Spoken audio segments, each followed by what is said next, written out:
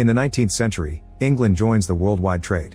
They bring silks and spices from the other colonies, but unfortunately they accidentally bring the zombie virus too, and soon these monsters are all over the country. Millions of people die and rise again as zombies with a hunger for brains, and the healthy citizens begin studying deadly arts from China and Japan. Eventually the government builds the Grand Barrier, a 100-foot wall encircling London. Then they add the Royal Canal, a very deep ditch that surrounds both the city and its walls. The land between the wall and the ditch is known as the in-between. In the Second Battle of Kent, one of the bridges across the canal is breached and the zombies kill all the villagers in the in-between, which drives the king mad. After the battle is over, he orders the destruction of all the bridges except for one. Soon lords and ladies leave London to live in their own fortified estates. One day Colonel Darcy arrives at an estate in Hertfordshire County because he's heard about a bitten person. A guard checks his identity at the entrance and takes him down a tunnel, where a priest looks at his bare body to make sure he isn't bitten. Then he's finally allowed into the house, where Mrs. Featherstone is playing cards with friends. She swears there's nobody bitten here and that no zombies have entered her estate in years. Pretending he wants to play too, Darcy sits at a table and takes out a vial of carrion flies. He releases them into the room while explaining that they can detect rotten flesh. The flies only fly around for a second before they land on a man, which means he's slowly turning into a zombie. Darcy immediately breaks his glass and stabs the guy's face before decapitating him with his blade. Afterward Darcy asks if this man could have infected anyone in the house. Featherstone denies it, so Darcy kicks the zombie's head off to scandalize the guests as he heads out. However, Featherstone's daughter refuses to keep on lying and rushes upstairs to check on the infected man's niece. Unfortunately, it's too late. The girl has already turned and attacked the staff, and now she attacks Featherstone's daughter too. Meanwhile, Mr. Bennet has been training his 5 daughters in every form of weapon and martial art known to man so they can defend themselves against the zombies. However, their mother Mrs. Bennet isn't happy about it and wants them to concentrate on getting married. When Mrs. Bennet hears about an upcoming dance, she convinces her husband to let them go as a break. All the sisters are excited about it except for Elizabeth, who isn't a fan of social gatherings.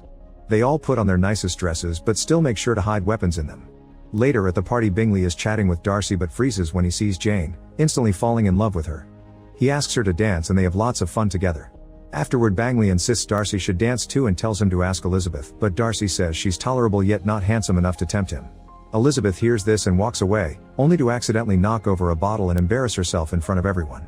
Once outside, Elizabeth starts crying but is interrupted by Featherstone, who has become a zombie. She can still talk and wants to tell Elizabeth something, however Darcy shoots her in the head first. Hearing the shot, a bunch of people come out to check on them. At that moment another zombie appears and the guards ring a bell to announce an attack. While most guests rush to hide, the Bennet sisters get their weapons out and start fighting the zombies. They fight without mercy, bringing down every creature with accurate strikes of their blades and well-landed kicks. Seeing Elizabeth fight causes Darcy to start feeling attracted to her. Afterward, all the zombie bodies are burned. When the sisters go home, Jane can't stop talking about Bingley while Elizabeth won't stop ranting about Darcy's manners and pride while she trains, which makes her movements and punches much more vicious. The next day Jane gets an invitation to have tea with Bingley. Mrs. Bennet makes her take a horse instead of the coach, that way if it rains she may be asked to stay the night. On her way there, some dogs run by because they're being followed by a zombie. Jane gets ready to shoot, but her horse gets scared and drops her before running away. Then Jane tries to shoot, but her musket backfires and hurts her hand. When the zombie finally attacks her, Jane takes out her knife and fights hand to hand, quickly cutting off the zombie's hands and slashing its legs. Once it falls, she kicks his chest and stomps on his head to kill him. As it begins to rain, Jane notices a zombie mother with an infected baby in her arms coming for her. The next day Elizabeth arrives at Bingley's house. It turns out they found Jane with the flu, so she spent the night there with a fever and Elizabeth came to see her. However, Darcy is worried that Jane may be infected, so while a doctor checks on her, he releases the carrion flies. The little bugs don't react to Jane and Elizabeth easily catches them all. She crushes them in her fist before giving them back to Darcy with a sarcastic comment. Afterward, Jane joins Bingley and his guests, but she turns down their invitation to play cards, saying she prefers to read. An argument ensues over what makes a real woman and Darcy doesn't know if he is impressed or hates it. That night, Elizabeth secretly watches Darcy train outside. The next day the rest of the Bennet sisters and mother come to pick up Jane and Elizabeth. Bingley wants them to stay but Darcy reminds him of the risks of infection. He has another argument with Elizabeth, revealing he knows she watched him last night. To keep everyone happy, Mrs. Bennet convinces Bingley to throw a ball to lift people's spirits. On their way home, they notice that the local orphanage has fallen and now the zombie orphans are wandering in the woods. Sometime later Mr. Bennet introduces his family to cousin Collins, who will get the estate when Bennet passes because women can't be heirs. During lunch, Collins tells them that his patroness is Lady Catherine, an amazing swordswoman who did wonders during the zombie war. He He also shows interest in Jane, however Mrs. Bennet immediately turns him down, saying Jane already has Bingley and offers Elizabeth instead. In the afternoon, Collins and the sisters leave to visit their aunt, but they stop by the road when they find a fallen carriage with a woman screaming for help. The sisters get their weapons ready, and when the woman comes out, they open fire because she's a zombie. Jane finishes her by kicking her down the hill. As the journey continues, Elizabeth struggles to carry all the weaponry, but Collins only puts it back in her arms instead of helping her. When they arrive in town, they notice the new soldiers who will protect this area. Elizabeth meets Lieutenant Wickham and they immediately hit it off. Darcy is riding nearby and gets jealous when he sees them, so he leaves without a word. Wickham tells Elizabeth that he and Darcy aren't on good terms because of some family issues over money. That night everyone attends the ball and Jane spends time with Bingley. Elizabeth tries to chat with Wickham, but Collins drags her into dancing while showing lots of energy and enthusiasm. Next, Darcy asks to dance with her too, but Collins makes the moment awkward and causes them to walk away. On his way out, Darcy overhears Mrs. Bennet talking about Jane's future with Bingley and keeps emphasizing his money. Meanwhile, Elizabeth bumps into Bingley and they hear a noise. When they turn around, they see a servant being attacked by a zombie. The duo gets some axes and follows them downstairs, however the zombie grabs Bingley and makes him fall. Elizabeth immediately slides down and knocks the zombie down before checking on her friend, but when she looks up she discovers all the zombie orphans hiding down there. She asks them how they sneaked in and a kid says that their new friend showed them the way in. At that moment Darcy arrives and starts fighting the zombies, quickly defeating them all with fast slashes of his blade and the help of a kitchen knife. A zombie even gets pushed into the oven. Then Darcy asks if Bingley was bitten and gets ready to kill him too, but Elizabeth assures him that Bingley just fell. Before he leaves, Elizabeth tells him that he's an excellent warrior but a bad friend. The next day Jane gets a letter from Bingley explaining his family is moving back to London and that he'll start courting Darcy's sister instead. During lunch, Collins asks Elizabeth to marry him, but she'd have to give up her weapons and not fight zombies anymore. Elizabeth turns him down and rushes outside to burn off her frustrations by training. Her mother scolds her for turning down such an important proposal, but her father respects her decision. Elizabeth hugs her dad to thank him, but her mom keeps on nagging, so she runs into the woods to find some peace. In the forest, Elizabeth notices a bunch of birds flying above 4 men with top hats. She's then approached by Wickham, and when she turns around, the 4 men are gone. Wickham says he didn't see anything before inviting her to a special place. Moments later they arrive at a church where a priest is reading a sermon. When the crowd turns around, Elizabeth is shocked to see they're all zombies. Wickham stops her from grabbing her weapons and they watch the priest feed them pig's brains. It turns out infected people don't fully transform into zombies if they don't eat human brains, and Wickham thinks this is the key to reaching an understanding between zombies and humans. Elizabeth agrees and points out they should take the idea to the crown. However, Wickham explains the war almost bankrupted the country, so he has nobody to go to for help. Sometime later, a friend of Elizabeth's tells her she's engaged to Collins and asks her to come as her chaperone to meet the in-laws. At Collins' estate, Elizabeth is amused by a picture showing Catherine killing Lucifer. There's also a painting of the 4 horsemen of the zombie apocalypse, who are said to appear when the end is near. Elizabeth realizes they're the men she saw in the woods. Then she finally gets to meet Catherine and her daughter. Elizabeth is shocked to see Darcy is there too and learns he's Catherine's nephew. Soon Wickham also arrives because Elizabeth invited him so he could ask for the money he needs for his plan. Catherine thinks that the idea of befriending zombies is ridiculous and they would never listen to a leader, but Collins points out that the Bible says the Antichrist will lead the undead. Darcy supports Catherine's opinion and gets angry when Wickham mentions his father, so he makes the guards kick him out. Elizabeth tells Darcy that he's as unfeeling as the undead. That night Darcy spends lots of time outside training to deal with his anger.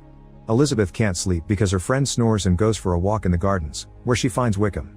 He's come to tell her that Darcy made the Bingley family leave by telling them that Jane is only after their money. Wickham also asks Elizabeth to run away together, but she turns him down. Before leaving, Wickham reminds her that the day of reckoning is coming. The next day Darcy tells Elizabeth that he considers her inferior but he's still attracted to her, so he asks her to marry him. Elizabeth turns him down and calls him out for what he did to Jane and Bingley, only for Darcy to defend his meddling. A furious Elizabeth kicks him and throws a bunch of objects at him before attacking him with a poker. He quickly defends himself and they end up in a compromising position on the table. Their argument turns into a full fight and they exchange a bunch of blows before they end up in another awkward position. When Elizabeth says she'll never marry him, Darcy finally leaves and she ends up having a breakdown. Later Elizabeth receives a letter from Darcy explaining himself. He says he didn't intend to hurt Jane, he only sent Bingley away to protect him from Mrs. Bennet. He also explains that he had to kill his own father when he became a zombie, but he still gave Wickham the money that was promised to him. However, Wickham kept coming back for more and got offended because Darcy wouldn't pay. Then Wickham tried to marry Darcy's teenage sister for the money, but Darcy saved her just in time. Lastly, Darcy informs Elizabeth that he respects her feelings for him, so to forget about his heartbreak, he's gone to London to fight against the latest zombie attack. He thinks someone is leading the zombies because the attacks were too organized. When Elizabeth returns home, she's horrified to learn that Wickham has run away with Lydia, the youngest sister. She guesses that he must have taken her to the zombie church. That night Elizabeth is visited by Catherine, who announces Darcy will marry her daughter if Elizabeth doesn't marry him first. Elizabeth is seeing Darcy in better eyes nowadays, but she's still unsure about a relationship, so Catherine challenges her to a duel against her guard. The man is big and strong, so he throws quite dangerous punches and easily blocks Elizabeth's attacks. She refuses to give up even when he chokes her and slashes his face before breaking his arm.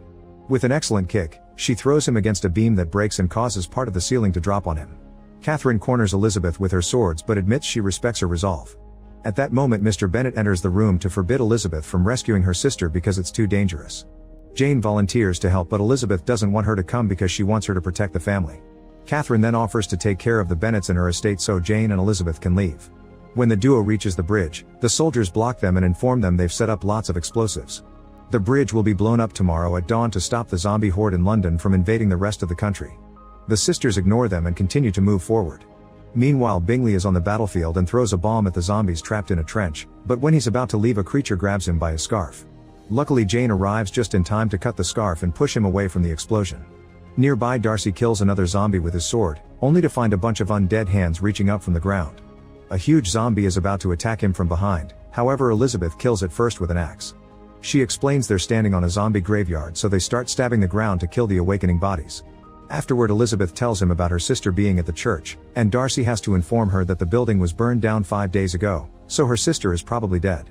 When Darcy leaves, it's revealed he was lying. He told Elizabeth that the church was down to keep her away from danger, but the building is actually fine. He sneaks around the church and sees the 4 horsemen of the apocalypse guiding a horde of zombies. Meanwhile, Elizabeth notices Bingley keeps looking at the road that goes to the church and not at the bridge where he's supposed to oversee the detonation. This makes her realize that Darcy lied, and she immediately leaves on her horse. In the military camp, a man discovers that someone has stolen all the brains from the dead soldiers. Back to Darcy, he enters the church through a back door and finds Lydia chained up. On a wall he discovers Wickham's plans to attack London with the zombies. At that moment Wickham shows up and Darcy offers him money in exchange for Lydia, but Wickham turns it down and opens fire. The bullet hits a gate and the noise alerts the horde, who immediately burst into the room. It turns out Darcy fed them the soldier brains to make them violent. While Wickham tries to defend himself, Darcy breaks the chain to rescue Lydia. At the same time, his horse pulls the bars from the window so his master can escape. Once outside, Darcy puts Lydia on his horse and sends her to the bridge. Then he brings down a couple of zombies before he's confronted by Wickham, so a sword duel ensues while the zombies run out of the church. In the distance, Elizabeth continues to ride and stares at London burning in horror. At that moment she sees Lydia and calls her name, but she isn't hurt. The zombie horde appears behind her and Elizabeth takes out her sword to cross it. Lydia makes it to the bridge right before they start getting ready for detonation. Back at the church, the men continue to fight and Darcy manages to stab his opponent. However, Wickham is fine because he's been undead all along and has repressed his urge for brains thanks to his hate for Darcy. Wickham explains the 4 horsemen have risen from hell and he's the Antichrist that will lead them. He starts choking Darcy and gets ready to decapitate him, only for Elizabeth to stop him by cutting off his arm and trampling him with her horse. Afterward, the couple rides away on Elizabeth's horse while the zombie horde chases after them. They make it to the bridge right as the soldiers activate the bombs and the sisters think Elizabeth is getting killed by the resulting explosions. However, when the smoke clears, Elizabeth is crawling on the rubble. She finds Darcy's unconscious body near her and cries as she kisses him and says she loves him. A few days later, Bingley asks Jane to marry him and she obviously says yes. Darcy wakes up from his coma and tells Elizabeth he heard her on the bridge. He proposes to her and she says yes before they kiss. The couples get married together and Collins officiates. Everyone is happy until they see Wickham approach with a zombie horde.